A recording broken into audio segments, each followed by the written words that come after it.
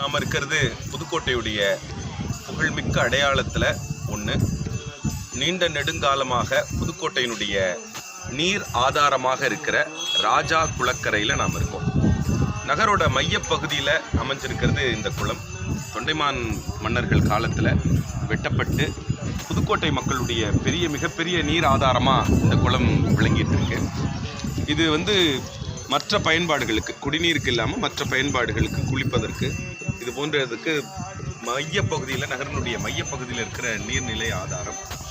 இந்த குளத்துக்கான நிறைய சிறப்பம்சங்கள் உண்டு. இந்த குளத்தினுடைய கிழக்கு கரையில் புதுக்கோட்டையினுடைய புகழ்மிக்க அடையாளமாக இருக்கிற, உலகமெங்கும் இருந்து வருகிற பக்தர்களுக்கு அருளை வாரி வழங்குகிற மாதா புவனேஸ்வரி அம்மனுடைய ஆலயம் இருந்தது. இப்பொழுது இந்த ஆலயம் மிகப்பெரிய கற்கோவிலாக புனரமைக்கப்பட்டு கொண்டிருக்கிறது.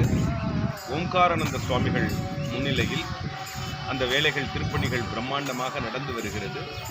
அந்த கற்கோவில் 2021ஆம் ஆண்டில் மகா கும்பாபிஷேகம் பணிகளுக்காக விரைவில் வேலைகள் நடந்து கொண்டிருக்கிறது.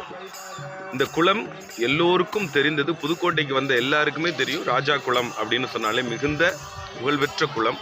இந்த நீர்நிலையை பராமரித்து தொடர்ந்து அடுத்த தலைமுறைக்கு இது போன்ற குளங்கள், நீர்நிலைகளை நாம் காட்டி இதெல்லாம் அடுத்த தலைமுறைக்கு கொண்டு சேர்க்கிற பணியில் நம்முடைய இயக்கம் தொடர்ந்து செயல்பட்டு வருகிறது. நன்றி.